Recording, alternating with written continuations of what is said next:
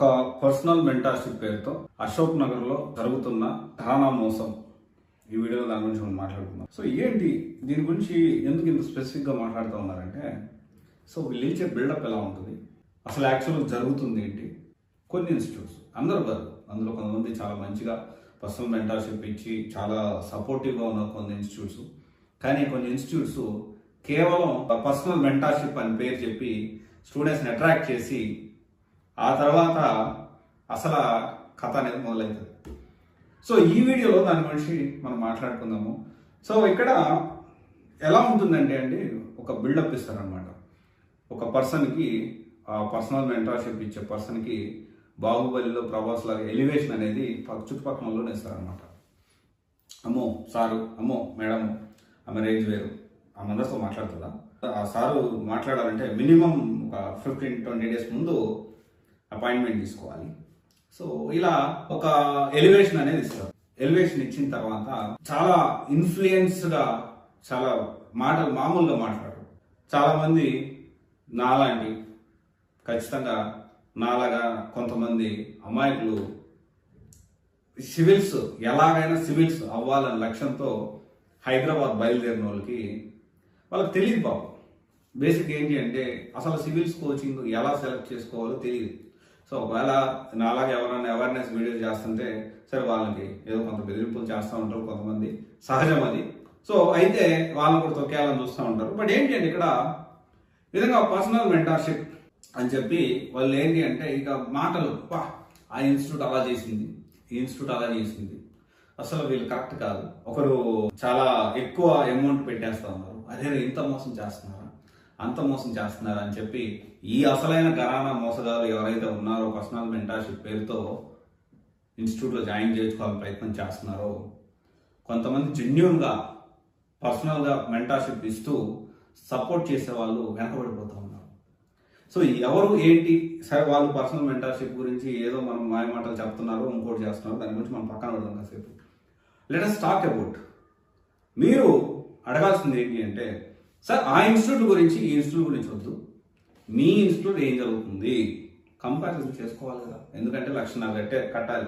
1,00,000 ఇప్పుడు హైదరాబాద్లో 1 lakh నుంచి 1,50,000 ఇంకా ఎక్కువ కూడా ఉంది.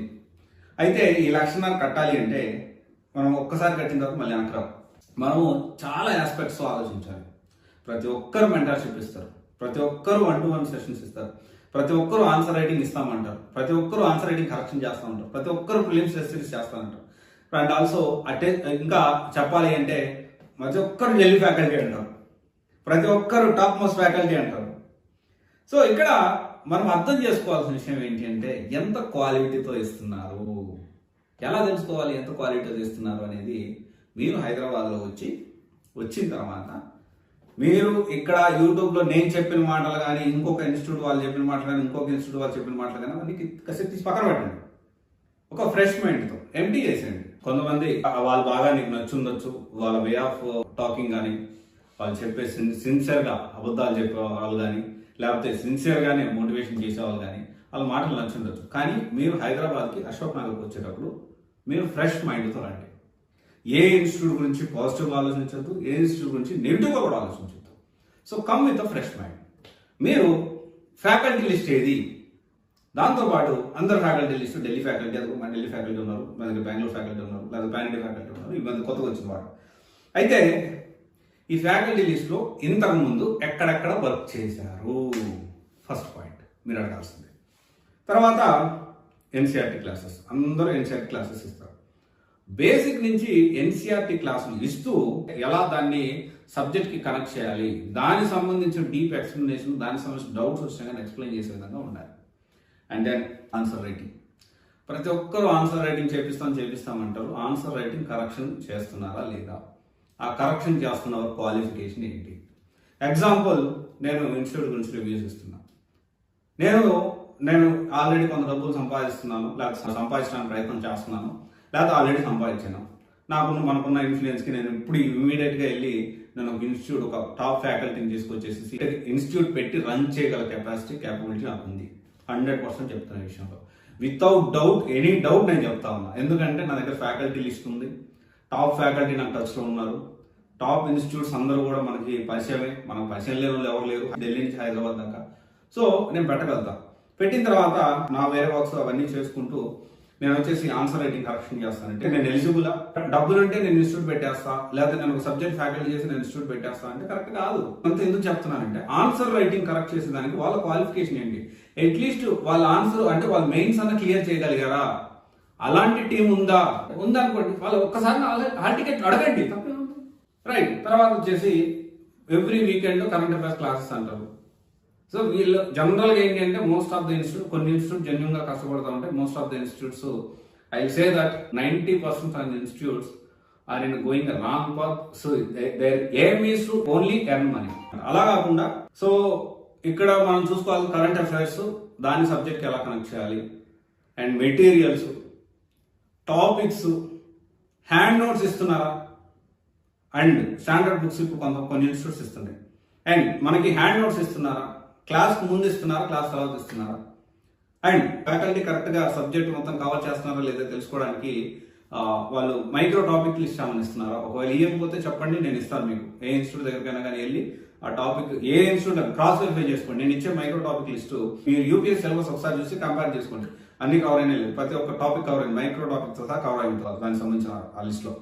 సో అదొక ఇన్స్టిట్యూట్ ప్రొవైడ్ చేస్తుంది. సరే, ఇప్పుడు ఆ ఇన్స్టిట్యూట్ పేరు అనేది అనవసరం. ఓకే, అయితే ఇక్కడ ప్రెప్ ట్రాకర్ ఉంటుంది ఒకటి. అయితే ఇక్కడ దానికి సంబంధించి ఆ టాపిక్ తీసుకొని అన్ని కవర్ చేస్తున్నారా లేదా, ఇవన్నీ మీరు తెలుసుకోవాల్సిన విషయం. Very important thing.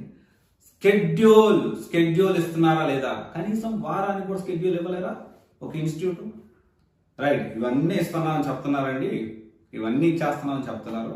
అయితే ఒకసారి ప్రీవియస్ స్టూడెంట్స్ వాళ్ళతో మాట్లాడి వాళ్ళ క్లాస్ అయిపోయిన తర్వాత మీ దాంట్లో ఇక్కడ ఎంత సిలబస్ కవర్ అయ్యింది, ఎప్పుడు జాయిన్ అయ్యారు, ఎంత సిలబస్ కవర్ అయింది, సబ్జెక్ట్ ఎక్స్పర్టైజ్ వస్తున్నారా, ప్రాపర్ ఆన్సర్ ప్రీవియస్ స్టూడెంట్స్ అడిగి తెలుసుకోవడానికి ప్రయత్నం చేయండి. ఆల్ ఆఫ్ సడన్ అబ్బా నాకు మహాప్రసాదం, పెద్ద మనిషితో నాకు పర్సనల్ మెంటర్షిప్ ఎంత బాగా గైడ్ చేశారు, ఒక ఉత్సాహం వచ్చేసింది, బ్లైండ్ గా మీ బ్రెయిన్ వాష్ చేసేసి ఇన్స్టిట్యూట్ లో జాయిన్ చేసుకోవడానికి రకరకాల ట్రిక్స్ ప్లే చేస్తూ ఉంటారు. So be aware of all these things. And నేను ఇవన్నీ ఎందుకు చెప్తున్నానంటే ఇవన్నీ జరుగుతూ ఉన్నాయి, ఎక్కడో జరుగుతున్నాయి, కొంతమంది చేస్తున్నారేమో అనిపిస్తుంది. ఇక్కడ ఇంకోటి ఏంటి తెలుసా, కొంతమంది జెన్యున్ గా ప్రాణం పెట్టి పనిచేసే కూడా ఉన్నారు. నిజం చెప్తున్నా, చాలా మంది మెయిన్స్ క్లియర్ అయ్యి ఒక 2-3 సార్లు ఇంటర్వ్యూకి అటెండ్ అయ్యి లేకపోతే మెయిన్స్ క్లియర్ అయిన తర్వాత వాళ్ళు నేను చేరుకోలేకపోయాను, సివిల్స్ ర్యాంక్ సాధించలేకపోయాను, ఎలాగైనా ఎంతో కొంతమందిని ఎక్కువ మంది నేను తయారు చేస్తానని అహార్నెస్లు కష్టపడే వాళ్ళు ఉన్నారు, నాకు తెలుసు వాళ్ళు. సో నేను అదే చెప్తా ఉన్నాను. సో ఇది మీరు అన్ని అడిగి అప్పుడు మీరు డెసిషన్ తీసుకోండి. పర్సనల్ మెంటర్షిప్ ఇచ్చారు, అబ్బా చాలా జెన్యున్ గా ఉన్నాయి మాటలు, నా మాటలు కూడా నమ్మొద్దు, క్రాస్ వెరిఫై చేసుకోండి. ఐ నాట్ సేయింగ్ దట్ మీరు నా మాటలు నమ్మేసి బ్లైండ్ ఇన్స్టిట్యూట్ జాయిన్ అవ్వండి. నేను స్టూడెంట్స్ మాట్లాడమంటున్నా, ఈ పాయింట్స్ అన్ని ఉన్నాయో చూసుకోమంటున్నా. ఒక బ్రదర్ లాగా ఒక ఇన్స్టిట్యూట్ ని ఎలా సెలెక్ట్ చేసుకోవాలో, నేను నా తమ్ముడిని కానీ నా చెల్లెలు కానీ జాయిన్ చేసేటప్పుడు నేను ఎలా ఆలోచిస్తానో అది చెప్తున్నా అంతే. నేనేదో యూపీఎస్సీ సివిల్స్ సంబంధించి ఎక్స్పర్ట్ అని నేను ఎక్కడా చెప్పట్లేదు. ఒక గార్డియన్, ఒక బ్రదర్ లాగా నా చెల్లికి కానీ నా సిస్టర్ కానీ నా అక్క కానీ నా అన్న కానీ ఒక ఇన్స్టిట్యూట్లో జాయిన్ అవుతుంటే నేను ఏ విధంగా ఇన్ఫర్మేషన్ కలెక్ట్ చేస్తాను నా తమ్ముడిని కానీ నా చెల్లిని జాయిన్ చేసడానికి, అదే విధంగా నేను ఇన్ఫర్మేషన్ అనేది మీకు షేర్ చేస్తాను. ఒక గార్డియన్ లాగా, ఒక పేరెంట్ లాగా అర్థం చేసుకోండి, ప్లాన్ చేసుకోండి. డబ్బులు వేస్ట్ చేసుకోవద్దు. డబ్బులు ఒకసారి కట్టిన తర్వాత ఏ ఇన్స్టిట్యూట్ తిరిగి ఇవ్వదు.